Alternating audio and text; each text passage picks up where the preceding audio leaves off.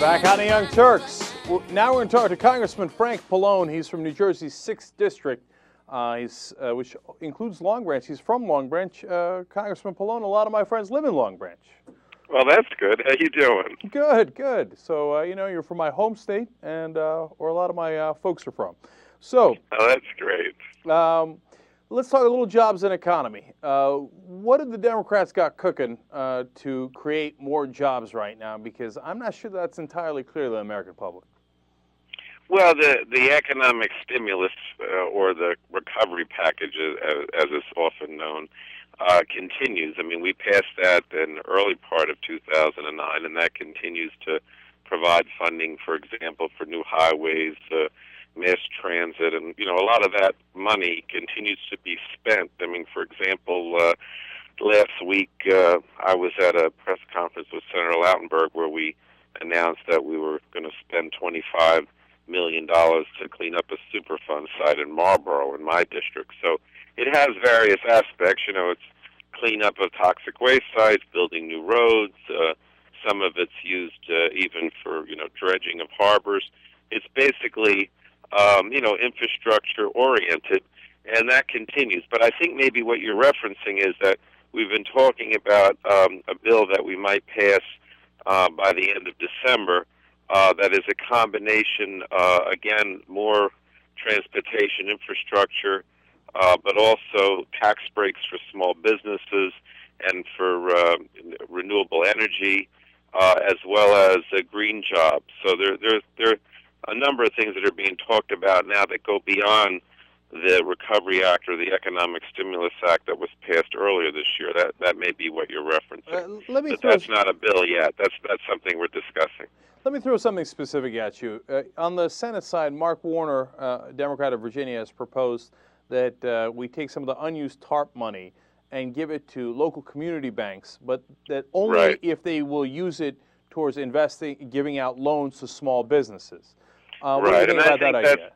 Yeah, I think that's another thing that is very important. In other words, the TARP money under the in the last few months of the Bush administration and the beginning of the Obama administration was primarily used to shore up the banks and financial institutions. But now some of that is coming back as they pay it back.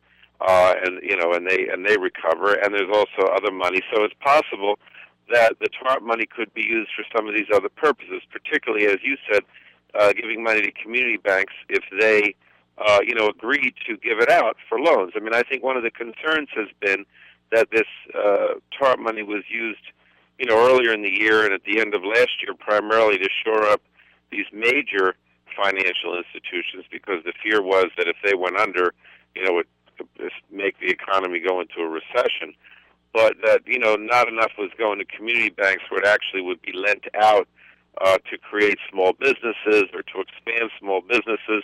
So that's the idea, and I think it would be a very good idea. Well, was it a mistake in the first place to not include something along the lines of what Mark Warner's calling a use it or lose it provision?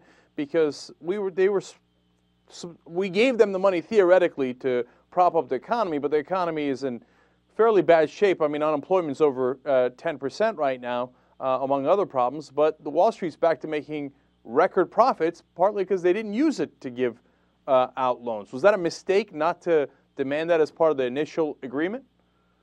Well, I mean, I think that I'm trying not to put too much blame on anybody in particular. I mean, I think, look, what happened is in the last few months of the Bush administration, the reality was, he was, no longer, he was already a lame duck president. And I think everyone was very scared about what was happening and was afraid, we were going to go back to 1929. And so I think, the main thing was, let's not have these big financial institutions collapse. I mean, some like Lehman had already collapsed. And so, maybe there weren't a lot of strings attached, because I think the fear was, look, we better do something quick, otherwise they're going to go under. And, it can't be kind of a Monday, I mean, it can be, but I think it's not really fair to be a Monday morning quarterback and say, okay, we should have done this differently. Now, again, I could say that that's Bush's fault, but I don't want to really say that. I want to say that I think they were really scared at the time, and they didn't know what to do. And the main thing was to not let all these institutions go under, particularly after they saw, what happened with Lehman. And now that things have stabilized. I mean, look, granted, unemployment's bad, but at least things have stabilized, and they're starting to be economic recovery. I mean, we know, for example, that I guess what's the figures I have them here somewhere about how we went from 6.4 points a shrinking of the economy now to a growth of 3.5%. So I mean, I think that the recession has bottomed out, and now that the economy is starting to grow again, albeit not enough, we need to rethink these things and say, okay, we have some time to think now. These community banks are more likely to lend out loans. They're more likely to give these loans to small businesses, and there hasn't been enough lending to small businesses and to create new manufacturing and new jobs. So, you can.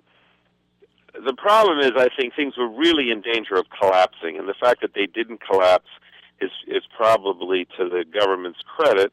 Well, but everybody's going to look back and say, well, it could have been done differently. But at least we didn't get into the depression type of situation. Yeah, well, I have two problems with that, honestly, Congressman Pallone, and we're talking to Frank Pallone from 6th District of New Jersey. Sure. One is that, hey, just because we had to give the money so the system wouldn't collapse doesn't mean that we had to give it in this way with no strings attached. Oh, no, I agree. And I'm not disagreeing with you. And it's not Monday morning quarterback. I said it at the time. As we saw it unfolding, we said, wait a minute now, obviously this thing crashed for a reason. So part of that reason was that we weren't regulating it enough. There was nobody watching over that. Absolutely, sure. So why not attach the regulations to when you give them the money? Afterwards, now the bankers are coming back with their lobbyist money and saying, "Oh, no, we don't need any regulations." Yeah, because it's I know, but I mean, I understand what you're saying, but I guess my problem is, look, I hear this on everything. I hear, well, why did you give the Tarp money to AIG and all these big banks and financial institutions? Why did you do a stimulus? I guess what I'm trying to say is that it's hard to make an argument that certain policies were implemented to make things not get worse. But I think in reality that's what happened. In other words, a lot of the policies that took place at the end of the Bush administration and the first few months of the Obama administration were essentially frantic in an effort to try to prevent things from really getting worse. And, I guess now we can say, okay, well, it was bad and it might have been worse. And people say, well, I don't really want to hear that. And I know people don't want to hear it, but I think it's, the reality is that things really could have been a lot worse. And, I don't want to blame anybody. I'd rather figure out, well, what do we do now? And so I think your answer is, what are we going to do now? Which is, let's give money to community banks. Let's use this Tarp money in ways that are going to be more effective in growing the economy, and talk about what we can do now, rather than say, well, if we had done differently, maybe it would have been better. But well, I think it's amazing that we didn't get. The things didn't get a lot worse than they were, frankly, but I know nobody really wants to hear that now. Yeah, I mean, look, of course, there's a reason why they don't want to hear that, because, as I said, it's not that we didn't have to do it. I'm not making a Republican point here. It's how did we do it? Okay, but that leads to point number 2, which is why are we even having this discussion now? Because it's relevant to the decisions being made now. For example, Ben Bernanke is up for reappointment as the head of the Fed. Now, he's one of the guys that was the captain of the ship that ran us straight into the iceberg, pushed for deregulation, that was appointed by George W. Bush. So why are we supporting that guy? Well, I'm not necessarily supporting him. I mean, I think that one of the things that we do need to do in the next few weeks is to pass some of these financial reforms that Barney Frank and the Finance Committee in the House have been pushing. I mean, we need to regulate again Wall Street and put some of these protections in that from some of the lessons that we learned at the end of last year and the beginning of this year. I mean, I guess what I'm saying is now is certainly the time to reassess and, let's use the Tarp money for better purposes. Let's put these regulations in effect so we don't have another Wall Street crash. Let's, let's learn from the mistakes and make those changes legislatively, which I think in the next few weeks the House is actually going to move on a lot of these financial reforms, some of which are not supported by Bernanke. So, I'm not saying we should agree with him or necessarily even reappoint him. I think that this is the time to review all of that. Yeah, I guess one of the questions that our listeners have is does the Democratic Party understand the level of public anger out there? And oh, yeah. I mean, let me tell you one thing. What's driving it? We certainly do. I mean, I know that I do. I mean, look, I understand that people are losing their homes. I understand that people can't find affordable health care. I know that the hunger problem is getting worse every day. But, the problem is you want to make sure that if you spend money, you spend it right. I mean, people are concerned about the deficit. So when I talk to you about a new, jobs bill, a new tax breaks for small businesses, the first thing people are going to say is, how is it going to be paid for, or is it going to increase the deficit, and does that make sense? I mean, every one of these decisions has to be viewed both short-term and long-term. I mean, but I would say to you now that I do think that an additional jobs initiative is necessary, because I do think that unemployment is probably the biggest concern. And I mean, this will not be a jobs bill that's as big as the one that was part of the stimulus package, but at some point over the next 6 months, the stimulus package will, be fully utilized, and particularly with regard to infrastructure. And so, if we want to continue it, we're going to have to pass another bill. It's one half of the anger is at the situation on the ground, unemployment, et cetera. The other half of it is, hey, how come Wall Street got fat again? I mean, how did they get record profits in the middle of this terrible recession? And I think one of the dangers for the Democratic Party is that the Democratic Party now is getting associated with Wall Street because of some of the actions that Tim Geithner has taken, Larry Summers, reappointing Ben Bernanke. Is that a cause of concern within the Democratic Party? Well, I think the bottom line is whoever's in charge is going to be blamed. I mean, you're not going to be able to get away from that.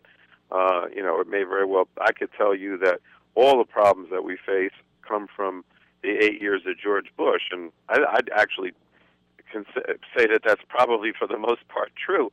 I mean, Obama's only been president for 9 months, but, the bottom line is nobody's going to buy that.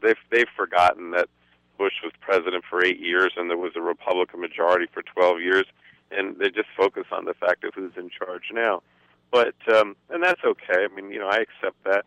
But, I mean, the bottom line is that the recession may have bottomed out, but there's still high unemployment. We've got to address it. And one of the ways to address it is to look at, continuing with some of the infrastructure projects to create jobs in transportation, energy, and some of the other things that I mentioned earlier. But you also have to be careful that you're not, going too much more into deficit, or that you have a plan over the long term to reduce the deficit, even if you're increasing it somewhat now. Congressman Pallone, I'm sorry, we only have about 30 seconds left. I wanted to squeeze one more question in about the deficit that you mentioned. Sure. I mean, the other thing about Wall Street is, I agree with you that, I understand why people get upset with Wall Street making profits, but, if we're going to have a recovery, which we are beginning to have one now with growth, I mean, once the economy starts to grow, it's inevitable that Wall Street starts making money too. I mean, those are going to go hand in hand as well. But I'm more interested in getting the average person back to work than I am in Wall Street. All right. Well, we're out of time now, but Congressman Frank Pallone from New Jersey, we appreciate you joining us on the Young Turks. All right. Take care. All right. Bye. Take care. All right. Young Turks.